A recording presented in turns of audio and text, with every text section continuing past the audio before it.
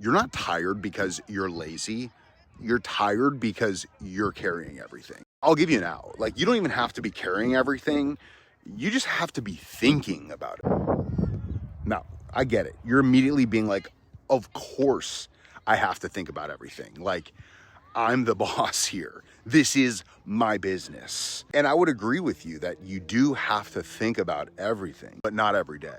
That's the major difference. And I'll be honest with you, today was day one back after a 2-week vacation in which I stayed off of Slack for 12 straight days and I stayed off of email for another 10.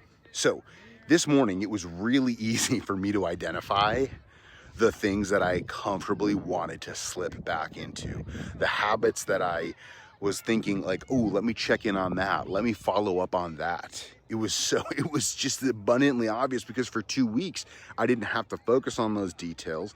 Some of the insanely clear things that I needed to do to move the business forward, move the team forward, move myself forward were clear. But then once the morning started, I found myself slipping in. I think one of the things that caused us to get a little twisted is something we used to hear as a kid, which was don't beat a dead horse. And I actually have no idea where that came from, but I think it taught us, like, don't just do the one thing over and over and over. Like, if you get it, like, move on to the next. So anyways, here's 2 questions that we can ask ourselves that I like to ask myself. The first is, what are 3 things that only I can do this week? Which is insanely boring of a question. You're like, Josh, I know, next question. But listen, this question forces us to decide, what is it that only I can do? And the second question we need to ask ourselves to identify this is, what problem am I diving deeply into because it feels comfortable? News flash, it's a freaking trap.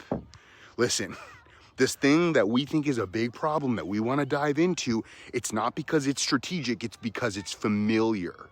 Maybe it's fixing team mistakes, working on the brand.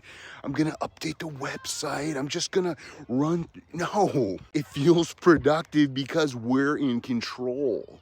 The truth is though, like, we're not solving the real bottleneck of the problem. It sucks to hear it, but we've got to identify those things. And here's also 2 things to think about, 2 thoughts or constructs, but clarity is more powerful than hustle. Repeatable, consistent attention to the right things will ultimately win in the long run. Sometimes business just doesn't need more from us. It needs more depth. Listen, I know it feels negligent to avoid aspects of our business, but what I'm saying is we don't avoid it.